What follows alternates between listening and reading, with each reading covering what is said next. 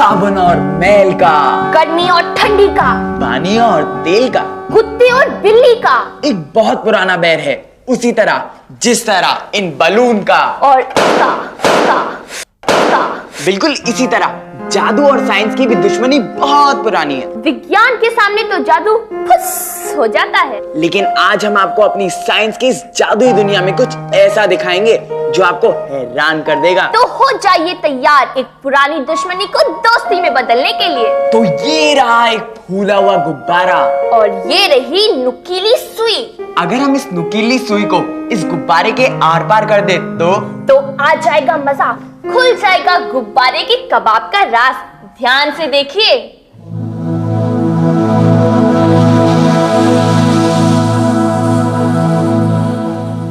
हमारा साइंस का जादू। एक बार फिर आपका स्वागत है हम बच्चों की साइंस की दुनिया में। आज का एपिसोड बहुत ही स्पेशल है क्योंकि आज सवाल हम नहीं आप करने वाले हैं। नहीं समझे? आपके लेटर्स में हमें इतने K3 मिले कि हमारी K2 आप खुद ही देखिए उनका क्या हाल है।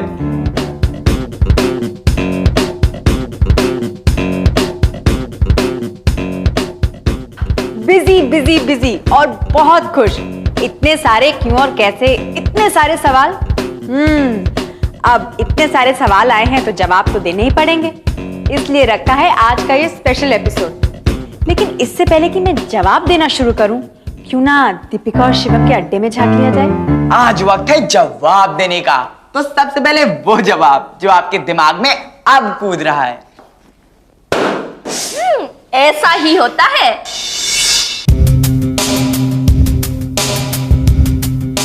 गुब्बारे में सुई, असंभव को संभव बनाता है विज्ञान। गुब्बारे को थोड़ा फुसफुसा फुलाएं, अब सुई को थोड़ा मस्का, वैसलीन या कोई भी तेल ल्यूब्रिकेशन के लिए। अब देखिए, हल्का दबाव, हल्की पकड़। सुई को एक पॉइंट पर रखने के बाद उठाएं नहीं। ट्रिक है सुई को कम तनाव के पॉइंट से अंदर डालना, जो होता है गुब्बारे के सिरों पर। अगर हम गुब्बारे के रबर को बहुत मैग्नीफाई करके देख पाते तो नजर आते मॉलिक्यूल्स के लंबे चेन्स। ये पॉलीमर मॉलिक्यूल्स सुई के आसपास कस जाते हैं, गुब्बारा फूटता नहीं।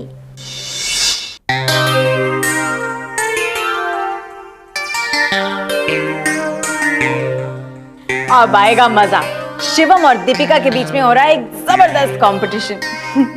इन्हें दी गई हैं कुछ चीजें और चैलेंज ये है कि कौन पानी के इस तरफ से उस तरफ उस चीज को जल्दी ले जाता है, वो भी बिना गीली करे। पर दिमाग लगा रहा हूँ, साइंस को अप्लाई कर रहा हूँ। वैसे चैलेंज बहुत ही मजेदार है और साइंटिफिक भी। क्यों कोई चीज डूबती है या तैरती है? यूज करनी पड़ेगी साइंस फ्लोटेशन की। अब आप K2 से बात कीजिए ना, हमें तो अपने कंपटीशन के लिए प्रिपेयर करना है। आपको तो याद है ना, कोई चीज क्यों डूबती है या तैरती है? हमारे फर्स्ट एपिसोड में हमने यही साइंस तो समझी थी। क्या तैरता है और क्या डूबता है, इसकी भी साइंस है। दो महत्वपूर्ण फैक्टर्स, डेंसिटी और शेप, घनत्व और आकार। जब कोई बॉडी अपने वजन जितना फ्लूइड डिस्प्लेस करती है, मतलब विस्थापित करती है, तो वो तैरती है, डूबती नहीं। फ्लूइड मतलब लिक्विड भी, गैस भी। ये इम्पोर्टेंट नहीं कि चीज कितनी भारी या हल्की है। डेंसिटी क्या है दिखाने के लिए तैयार ऐसा ही होता है कि टोली। सबसे पहले डालते हैं शहद,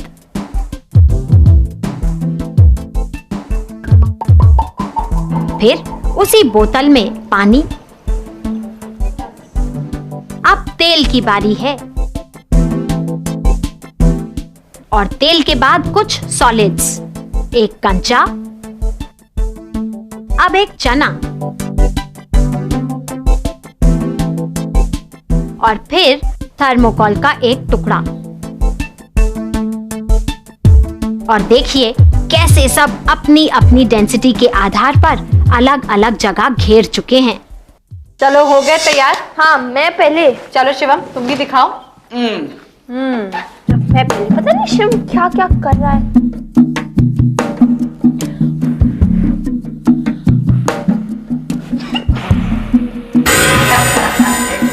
ज्यादा मत हंसो। दीपिका जा तो रही है लेकिन थोड़ी स्लो है नहीं? देखो देखो पहुंच गई। शिवम तुम ट्राई करो। मैं दीपिका को ये स्ट्रिंग पकड़ा सकता हूँ? हाँ दीपिका, जब तक उसकी बोट पानी को छू रही है वो कुछ भी कर सकता है। यस। चलो अब तुम देखती जाओ मेरी बोट कितनी फास्ट जाती है। बड़ी हाईटेक बोट है। फंसी अस्मिता।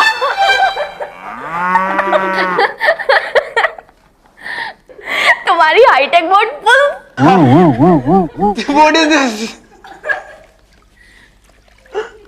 ये क्या हुआ? फुस। दिमाग तो लगाया शिवम पर काम नहीं आया।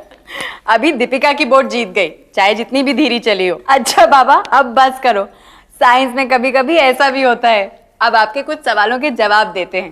पहला लेटर है ज्योति भालेराव का, जो लिखती है कि एक्वेटिक प्लांट्स पानी में कैसे फ्लोट करते हैं। पानी में उगने वाले पौधे पानी में रहने के लिए ही स्पेशलाइज्ड हैं। कमल की पत्तियां चिकनी, वाटरप्रूफ ताकि पानी ना ठहरे, और फैली हुई जिससे पानी के ऊपर आसानी से तैर पाए। जड़ें नीचे मिट्टी में, वहीं से पोषण खींचती हैं। सबसे महत्वपूर्ण अडेप्टेशन कमल की स्टेम्स, डंडियां। अंदर से खोखली, हवादार ताकि घनत्व कम रहे। यहाँ भी साइंस वही, घनत्व और आकार की। आपके जवाब ये मौसमियां भी दे सकती हैं, एक छिलके वाली और एक छिली हुई। कैसे? ऐसे।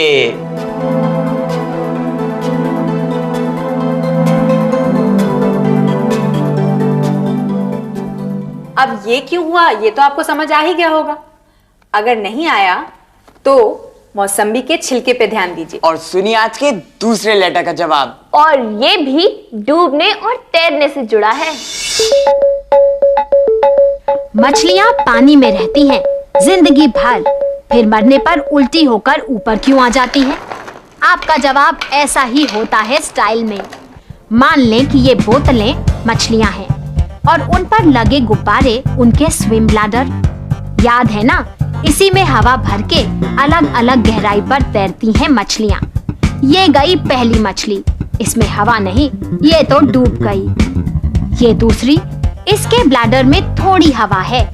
और ये सबसे ज्यादा हवा वाली तीसरी मछली, पानी में सबसे ऊपर। साबित हो गया ना, जितनी ज्यादा हवा एयर ब्लैडर में उतनी कम डेंसिटी, उतने ऊपर तैरेगी मछली।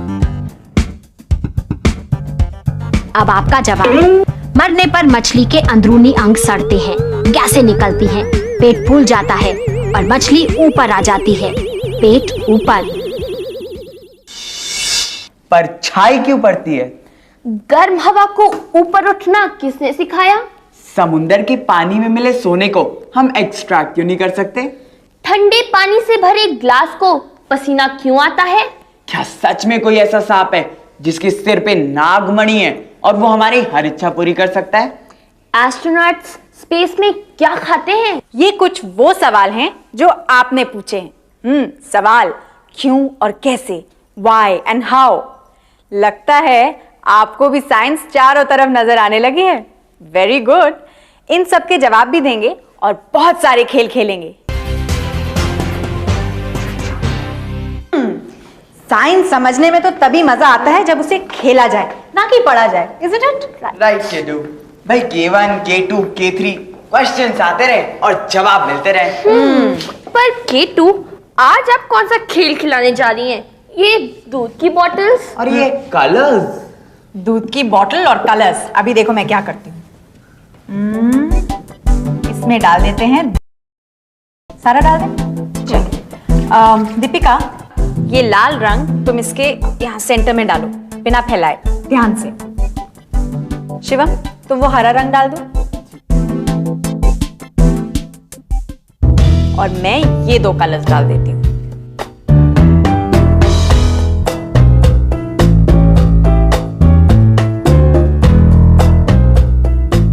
बस अब सोचो, अगर ये बर्ड मैं दूध से छूं तो क्या होगा? सोचो। तो ये रंग मिक्स हो जाएंगे, है ना?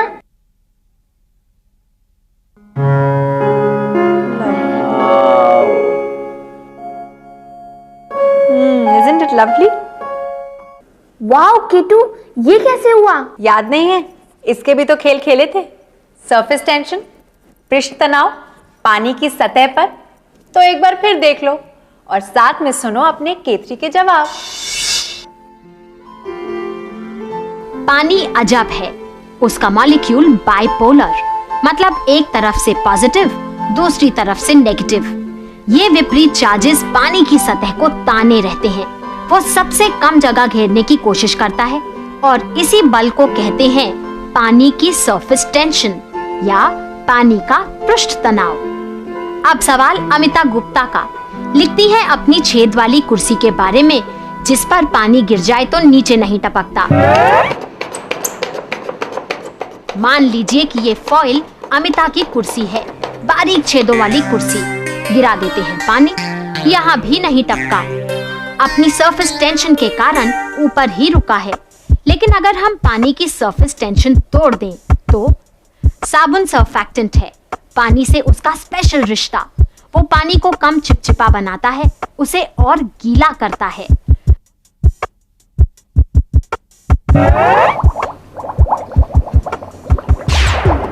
साबुन हाइड्रोफोबिक भी है और हाइड्रोफिलिक भी। पानी से डरता भी है और पानी से प्यार भी करता है। पानी से मिलने पर साबुन के मॉलिक्यूल्स छोटे छोटे ग्रुप्स बना लेते हैं। हर मॉलिक्यूल का पानी को पकड़ने वाला सिरा बाहर की तरफ और तेल को पकड़ने वाला सिरा अंदर की तरफ, पानी से दूर। दूध में पेंटिंग भी ऐसे ही हुई। साबुन ने बनाए अपने ग्रुप्स, तोड़ा दूध के सरफेस टेंशन को और बस दूध के प्रोटीन्स और फैट्स तेजी से चारों तरफ भाग निकले अपने साथ रंग को लेकर।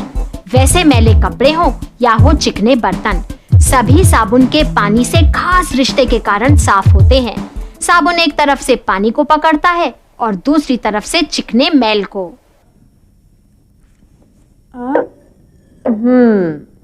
अब मान लीजिए ये है हमारा दिल, धक धक धड़कने वाला दिल, और ये है हमारा ब्लड वेसल, हमारे सर्कुलेटरी सिस्टम में खून को इधर से उधर ले जाने वाली ट्यूब। अब मैं इसको उल्टा कर देती हूँ, ऐसे। अब क्या हुआ? ये बन गई हमारी पैर की नस, लेकिन हमारा दिल तो दिल ही रहा। तो अब ध्यान से सुनिए अपने सवाल का जवाब।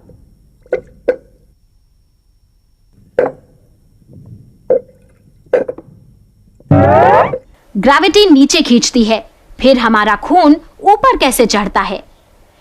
ये कमाल है हमारे दिल का। बड़ा मेहनती पंप है, हर दिन 1 लाख बार धड़कता है। हर धड़कन हमारे रक्त को पंप करती है और प्रेशर के साथ हमारी धमनियों, आर्टरीज में भेजती है। जब हृदय रिलैक्स होता है, फैलता है, तो रक्त नसों यानी वेन्स से खिंचकर हृदय में पहुंच जाता है। हृदय की पंपिंग गुरुत्वाकर्षण से बलवान है। हमारा हार्ट एक दिन में 6500 लीटर्स ब्लड पंप करता है। 6500 लीटर, एक बड़ा सा टैंक भर के, और वो भी बिना आराम के। पर क्या आपको पता है, जितना बड़ा शरीर का साइज उतनी ही कम पल्स रेट। फॉर एग्जाम्पल, एक हाथी का दिल 1 मिनट में सिर्फ 20 से 25 बार धड़कता है, जबकि हमारा 60 से 80 बार। लेकिन छोटी छोटी चिड़ियों का दिल बहुत तेजी से धड़कता है, धक धक धक धक धक धक। भाई 1 मिनट में 300 बार तक। उफ, कितना तेज। पर क्या आपको पता है कि हवा में साउंड इतनी स्लो क्यों ट्रैवल करती है? ये भी क्वेश्चन है जो आपने हमसे पूछा है, और आपके इस K3 का जवाब देंगी हमारी K2। जवाब? नहीं, सवाल। जी हाँ, मेरा सवाल आप लोगों से। ध्यान से सुनिएगा। मानिए ये हमारे मैसेंजर्स हैं, मैसेज को इधर से उधर पहुंचाने वाले मैसेंजर्स, और ये हमारे दूसरे मैसेंजर्स हैं, थोड़े दूर दूर। अब हमें मैसेज इधर से इधर पहुंचाना है और इसमें इधर से इधर। अब ध्यान से सोच के बताइएगा, मैसेज किस मैसेंजर का जल्दी पहुंचेगा, इसका या इसका? ध्वनि तरंगे मैकेनिकल वेव्स हैं। आगे बढ़ने के लिए उन्हें माध्यम की जरूरत है। गैसेस की डेंसिटी सॉलिड्स और लिक्विड से कम है। कम घनत्व मतलब कम मॉलिक्यूल्स, मतलब पुअर साउंड कंडक्शन। ठोस चीजें ध्वनि तरंगों को इतनी अच्छी तरह आगे बढ़ाती हैं कि आप खुद चेक कर सकते हैं। Space, astronauts. हम इमेजिन करते हैं ना कि स्पेस में एस्ट्रोनॉट्स कैसे खाते होंगे। खाना फ्लोट करता होगा या वो खुद उड़ते होंगे। यही तो है आपका अगला सवाल। आपने पूछा है कि एस्ट्रोनॉट स्पेस में क्या खाते हैं। जवाब सुनकर ताज्जुब करेंगे, लेकिन जवाब ये है कि बहुत कुछ खाते हैं।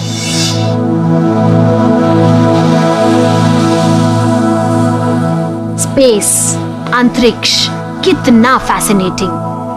अंतरिक्ष की जीरो ग्रेविटी में एस्ट्रोनॉट्स क्या खाते होंगे?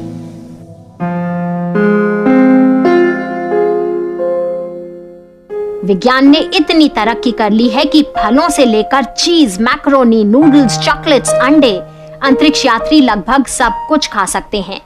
अंतरिक्ष यान में तो अब अवन भी होता है जिसमें सील्ड खाना गर्म किया जा सकता है। खाने की हर चीज स्पेशली ट्रीटेड होती है जिससे बैक्टीरिया ना पनपे।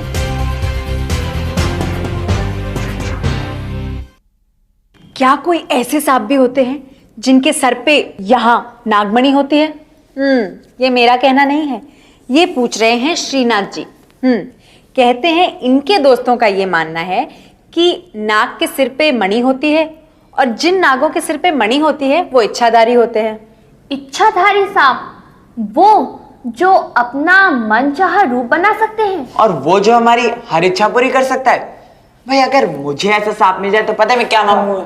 थोड़ी सी बुद्धि मांग लेना, लेकिन उससे तो तुम्हारा काम नहीं चलेगा। थोड़ी ज्यादा मांग। अरे बाबा, ना तो कोई नाग होता है और ना ही नागमणि। ध्यान से सुनिए श्रीनाथ, आप भी देखिए और अपने दोस्तों को भी दिखाइए हमारा स्पेशल फीचर।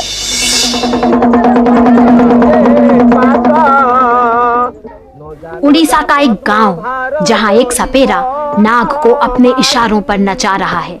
सपेरे का दावा, यही इच्छाधारी नाग है जिसके फन में मणि है।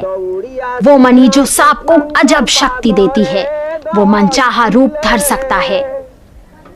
लेकिन ये बात है एकदम झूठ। अगर सांप इतना ताकतवर होता तो क्या सपेरे का अत्याचार यूं सहता? क्या वो रूप बदलकर सपेरे को मार नहीं देता?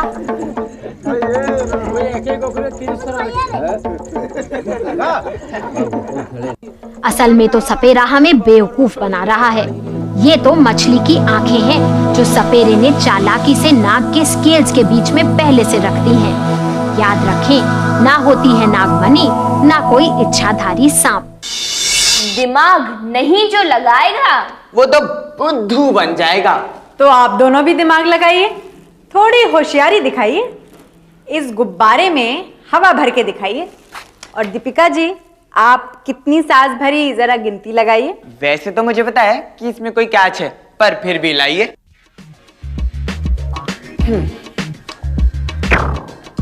1 2 3 4। अब शिवम, उसमें 4 तो इसमें कितना? इसमें केटू, इसमें 20 नहीं 25 कम से कम। सारी शरीर की हवा ही निकल जाएगी। कोशिश करो। केटू आप भी है ना, इसे छोड़ दो।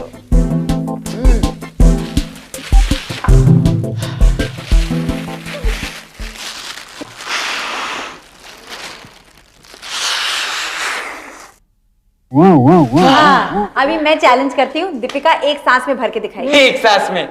थोड़ा जोक। तो उधर से पकड़ो, पकड़े रहो। दीपिका,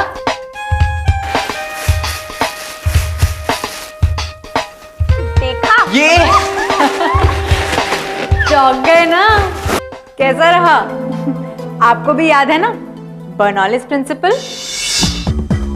बर्नौलीज प्रिंसिपल चुंबकों की साइंस, आसमान में उड़ते विमानों और जमीन पर रेंगने वाले कीड़ों मकोड़ों और समुंदर की गहराई के क्यों और कैसे, हर बात का जवाब खेल खेल में।